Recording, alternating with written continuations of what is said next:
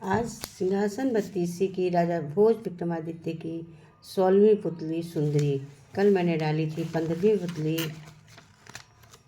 मलयवती। 15वीं पुतली थी, 15वीं पुतली भी सभी पुतलियों के बाद ये कहकर किसकी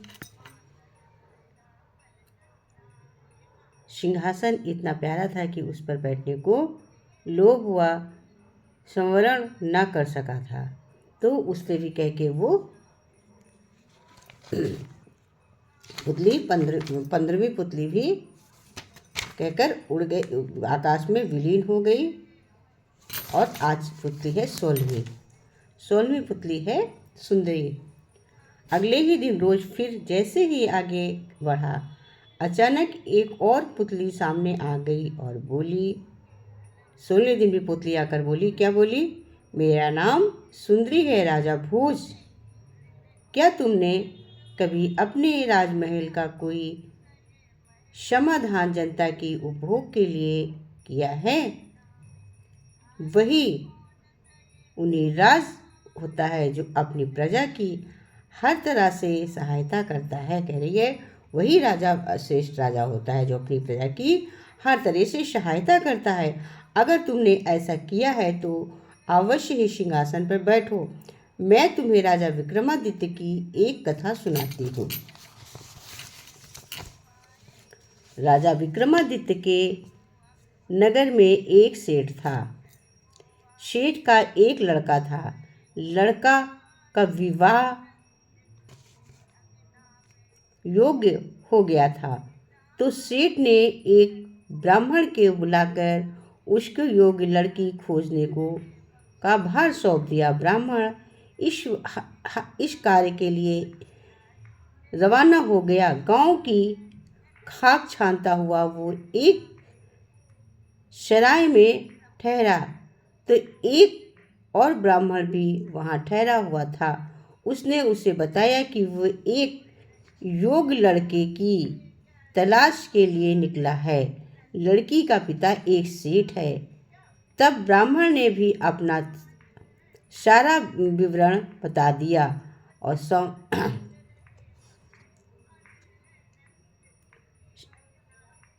संयोग कुछ ऐसा बैठा कि दोनों ने एक दूसरे का प्रस्ताव स्वीकार कर लिया। विवाह की तिथि भी तय कर उसने कन्या पक्ष को बतला दी। कन्या पक्ष की ब्राह्मण लौट गया। कन्या ने पिता के विवाह की तैयारियां शुरू कर दी। पिता ने कन्या के विवाह की तैयारियां शुरू कर दी। अब इधर क्या हो रहा है? इधर ब्राह्मण वापस लौट रहा था कि अचानक डाकुओं ने एक गिरोह उसको पकड़ लिया और ब्राह्मण गिड़गिड़ाता रहा कि न पर ठाकुर ने माने विवाह का संयोग वापस बताकर वापस आ जाऊंगा। ब्राह्मण की प्रार्थना डाकुओं पर कुछ प्रस्ताव न रख सका। एक रात भयानक तूफान से बचने के लिए डाकुओं ने दल में भागते हुए धलबल मच गई।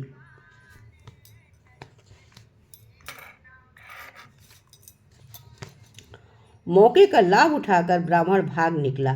गिरता हो पड़ता भूखा प्यासा सेठ के पास आ गया। उसने सारा हाल बतलाया। सेठ संकट में पड़ गया। विवाह के लिए केवल 2 दिन शेष रह गए थे। रास्ता 4 दिन का। बारात कैसे कन्या पक्ष तक पहुँचे पाएगी?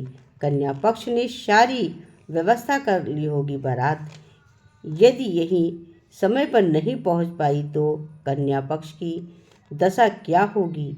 तब ब्राह्मण और सेठ दोनों विक्रमादित्य के पास गए। उसके सामने सारी समस्या रखी। विक्रमादित्य सुनकर बड़ी चिंता में पड़ गया। समय था कि कहाँ। अचानक राजा को ख्याल आया कि एक बढ़ई उसको उड़न खटोला दे गया था। वो यात्रा तब कर सकता है।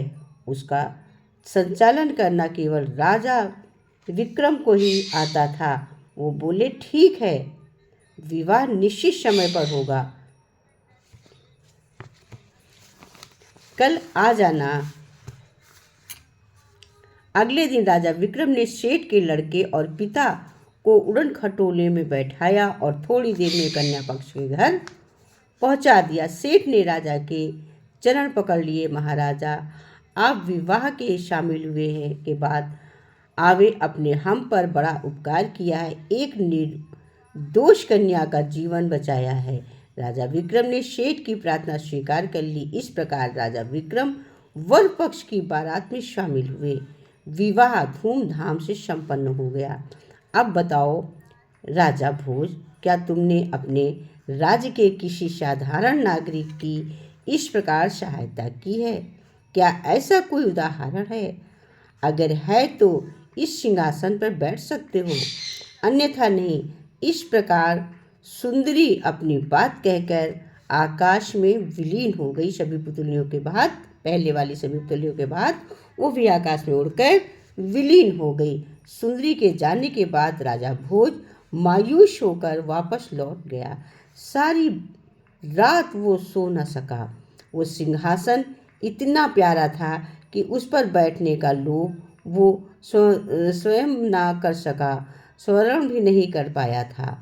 अब बताओ, ये आपकी 16वीं पुत्री सुंदरी। अब कल मैं डालूंगी 17वीं पुत्री शत्रवती। अब ये 16वीं पुतली भी उसी सभी पुतलियों के बाद उड़कर आकाश में विलीन हुई। तो ये राजा भोज की 16वीं पुत्री थी।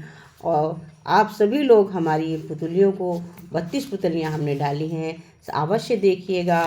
और जिन्होंने देख रखा है वो लाइक करेंगे, जिन्होंने नहीं देखा है, अगर अच्छी लगी हमारी पुतलियाँ सिंहासन 32 की तो इन्हें सब्सक्राइब करिएगा।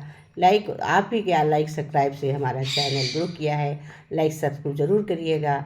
चलिए फिर मिलते हैं 17वीं पुतली कल, 17वीं पुतली के साथ, सत्यवती के साथ।